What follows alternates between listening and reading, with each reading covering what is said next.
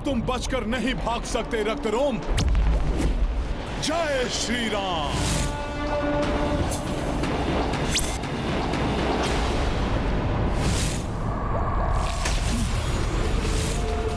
कितना भी प्रयास क्यों ना कर लो तुम हनुमान, किंतु रक्त रोम का कोई भी अहित नहीं कर पाओगे तुम।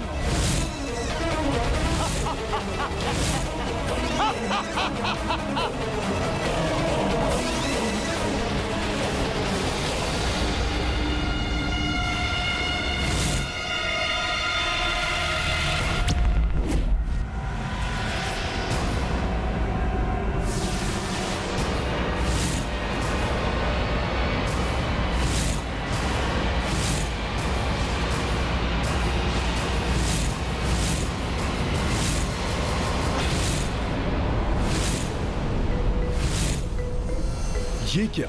मैं तो इसकी ओर बढ़ा भी नहीं, ये अकस्मात ही पलटकर दूसरी ओर क्यों चला गया? इसकी छाया मेरे निकट आ गई थी, कदाचित इसीलिए इसे पलटना पड़ा, अर्थात इसकी छाया।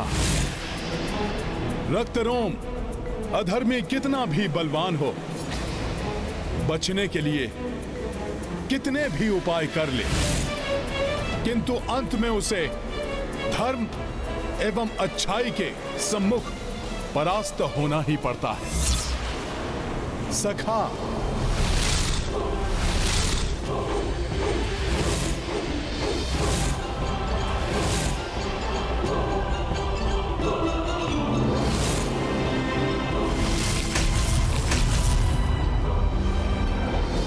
मूर्ख वानर, अन्य राक्षसों की तरह नहीं हूं मैं। रक्त रोम हूं मैं, अमर हूं मैं। तुम चाहे कुछ भी क्यों ना कर लो, किंतु इस बार विजय अधर्म की होगी। ये रक्त रोम सबको करेगा हो।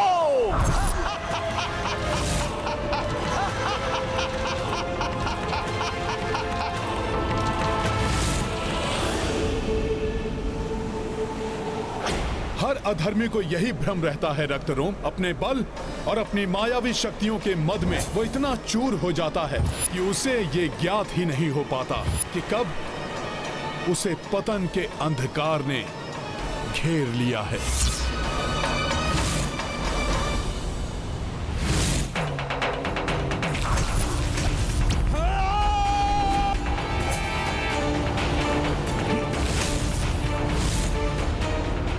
मुझे वानर, मैं तुझे छोड़ूंगा नहीं। रक्त रोम हूं मैं। लो, छोड़ दिया सखा।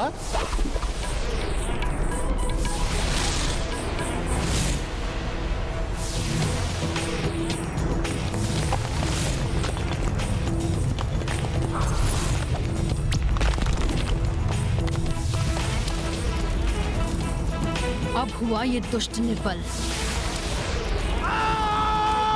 अर्थात इसके प्राण इसकी प्रतिछाया में ही। रक्तरोम, बहुत मूर्ख होते हैं तुम्हारे जैसे राक्षस, जो अपने मृत पूर्वजों के दुष्परिणाम से भी शिक्षा नहीं लेते। स्वयं को बड़ा मायावी समझने वाले रक्तरोम, तुम्हारी भी अब वही गति होगी जो तुम्हारे पूर्वजों की हुई थी। जय श्री राम।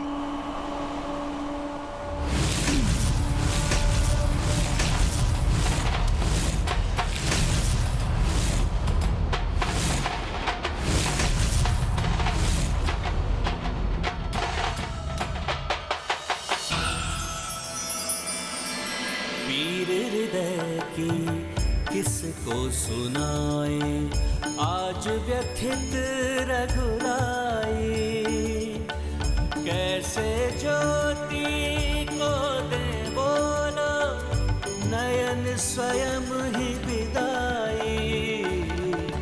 पीर हृदय की किसको सुनाए, आज व्यथित रघुराई।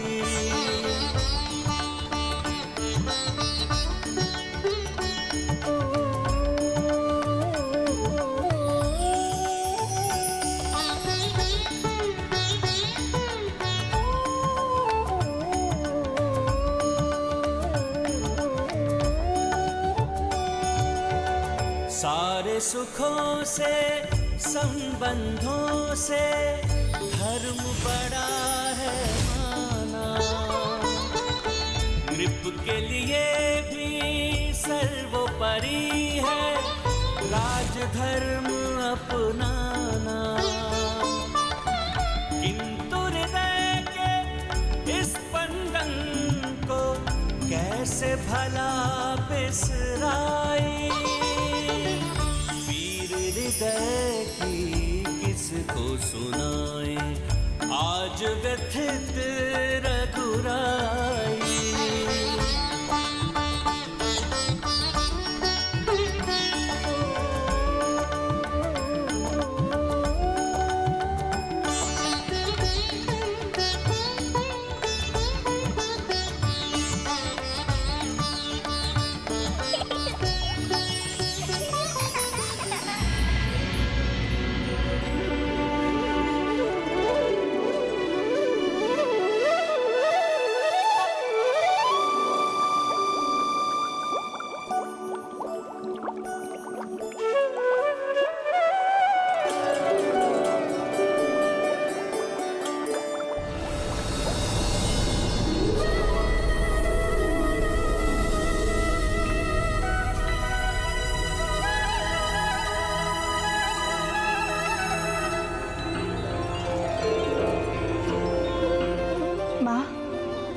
मुझे मातृत्व का सुख प्राप्त होगा और रघुनंदन को पिता का खिल उठेगा मन का उपवन,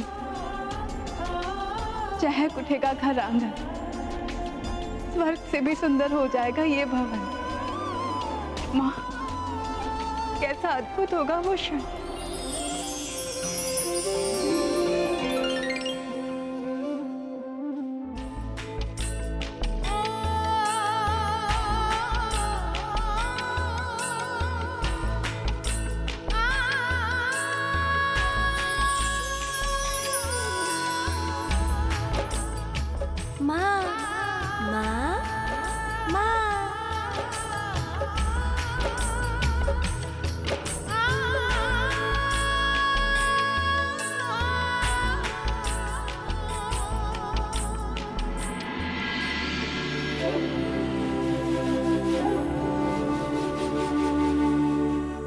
अकस्मात ही ये पुष्प मेरे रघुनंदन, मेरे प्रियतम, अपनी प्रिय के मन की बात समझ गया। स्वामी, आपको चित्रकूट के समीप का वन स्मरण है? मुझे वहां जाकर निर्मल पावन गंगा जल का पान करने की अत्यंत उत्कंठ इच्छा है मेरी। आपकी किसी भी इच्छा को मैं कैसे मना कर सकता हूँ वैदेही? आपकी इच्छा यदि वहां जाने की है तो आप वहां अवश्य जाएंगे। मैं शीघ्र ही व्यवस्था करूंगा। ये पुष्प संकेत है कि रघुनंदन ने मुझे जो वन में ले जाने का वचन दिया था वो शीघ्र ही पूर्ण करने वाले हैं।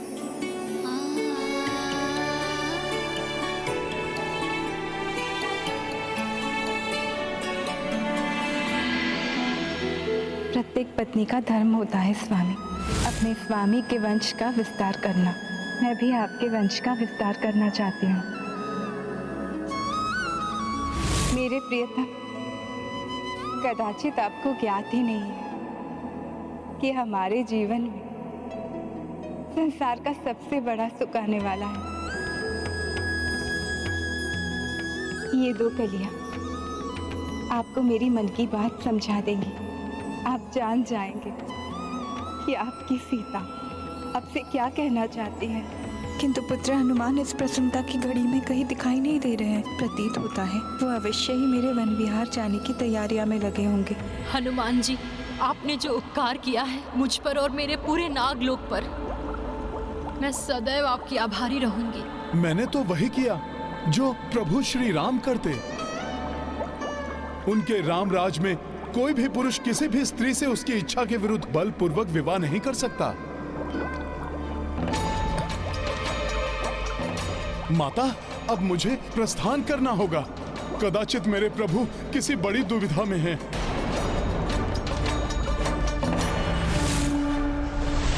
मुझे ऐसा क्यों प्रतीत हो रहा है कि मुझे इस समय अयोध्या में होना चाहिए था। ना जाने क्या होगा जब अपनी माता सीता के दुलारे हनुमान अयोध्या पहुंचेंगे।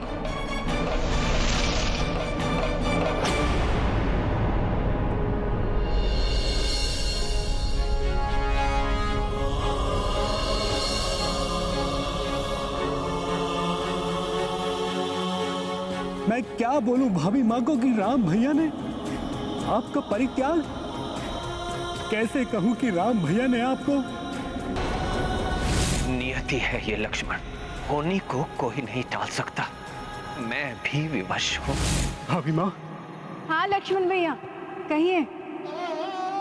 भाभी माँ, वो राम भैया ने मुझे आपको वन में ले जाने के लिए कहा है ना? हाँ भाभी माँ, अर्थात भाभी माँ को भी ये ज्ञात है कि राम भैया ने उनका परित्याग। मुझे ज्ञात है मेरे प्रभु मेरी वन विहार की इच्छा अविलंब पूरा करेंगे। अर्थात भाभी माँ ये समझ रही हैं कि उन्हें वन विहार पर जाना है, जबकि किंतु मैं कैसे उन्हें सत्य से अवगत करवाऊं? प्रतीक्षा कीजिए आप, मैं अभी आई। उचित है भाभी माँ।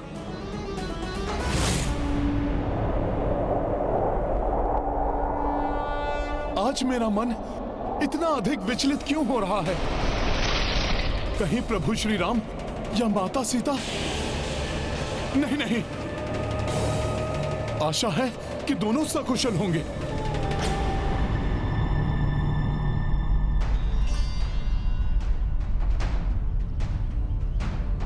ये क्या भाभी माँ, राजसी वस्त्र आभूषण के स्थान पर ये साधारण वेशभूषा? हाँ लक्ष्मण भैया, जैसा देश वैसा भेष। मैं और आपके राम भैया किसी राजा या महाराजा से मिलने तो नहीं जा रहे हैं। हम तो वहाँ वन में ऋषि मुनियों के, उनकी पत्नियों के आशीर्वाद लेने जा रहे हैं। आप देख लेना, आपके राम भैया भी ऐसी ही वेशभूषा धारण करके जाएंगे साथ में।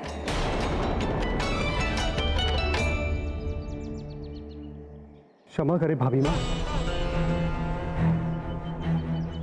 राम भैया सूर्यवंश के पूर्वजों वाले कक्ष में हैं। उन्होंने वहां किसी को भी आने से मना किया है। हो सकता है स्वामी बाद में वन में आकर मुझे आश्चर्य में डालने को सोच रहे हो। भाभी माँ,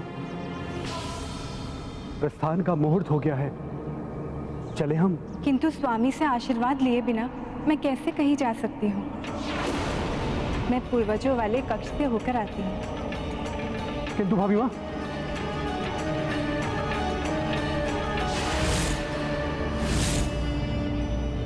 द्वार तो बंद, क्या करूं? भाभी माँ, भैया राम ने किसी को भी अपने कार्य में बाधा डालने से मना किया है।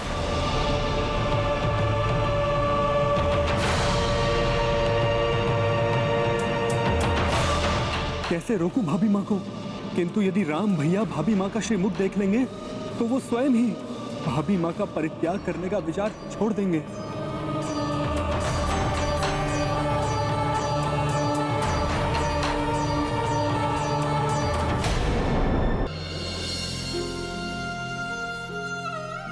स्वामी, मुझे ज्ञात नहीं है आपके मन में क्या चल रहा है, किंतु जब आप इन सुंदर कलियों को देखेंगे तो आप अवश्य ही जान जाएंगे कि मैं आपसे क्या कहना चाहती हूँ।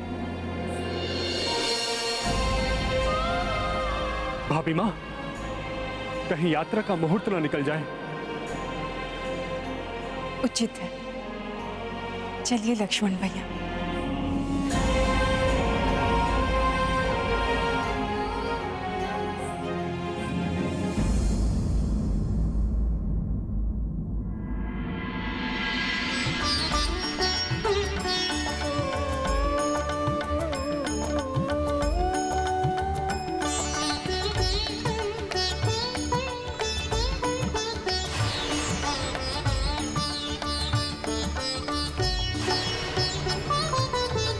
पतिव्रत का जीवन भर सीता करती आई पालन, आगामी कष्टों से निश्चिंत, पावनता से पावन।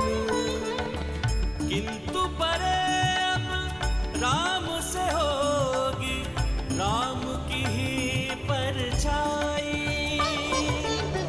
वीर हृदय की किसको सुनाए, आज व्यथित रघुराई।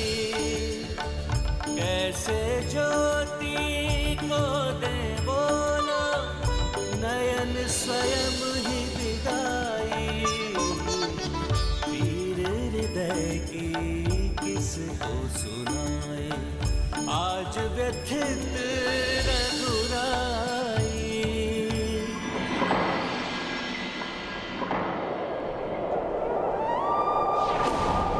सीते,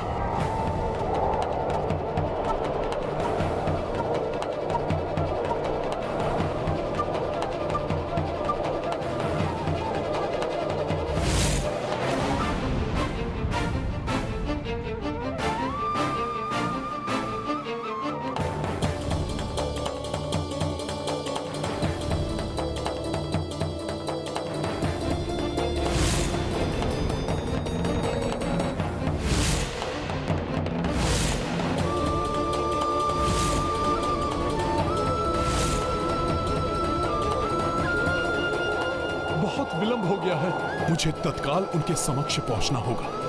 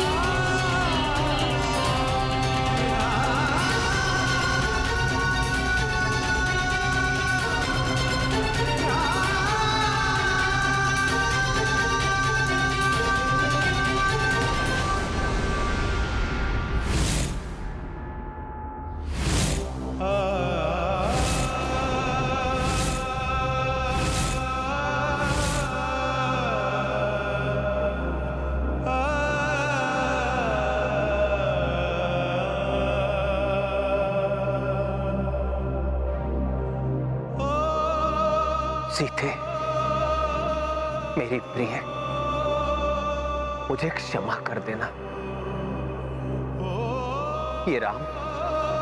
ये राम सदैव आपका अपराधी रहेगा। ये संसार आपके त्याग के लिए मुझे ही दोष देगा।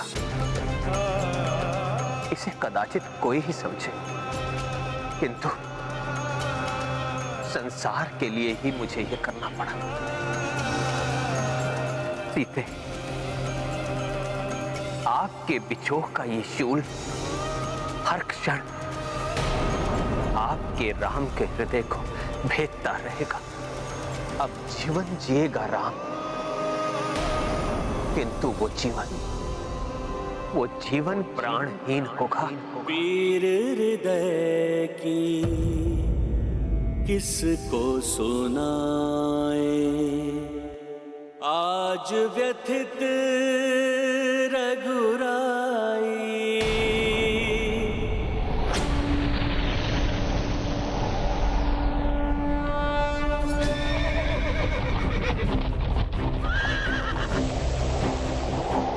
यदि हनुमान ने देवी सीता को इस प्रकार जाते हुए देख लिया और उन्हें ज्ञात हो गया कि सत्य क्या है, तो अपनी माता सीता के लिए वो ना जाने क्या कर बैठे।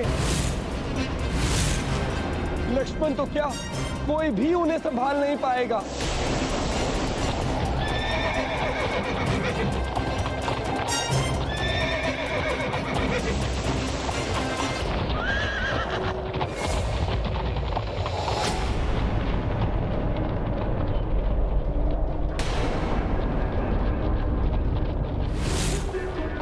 सदैव सूर्य की भांति दमकने वाला ये अयोध्या का राजभवन, इसकी आभा क्षीण हो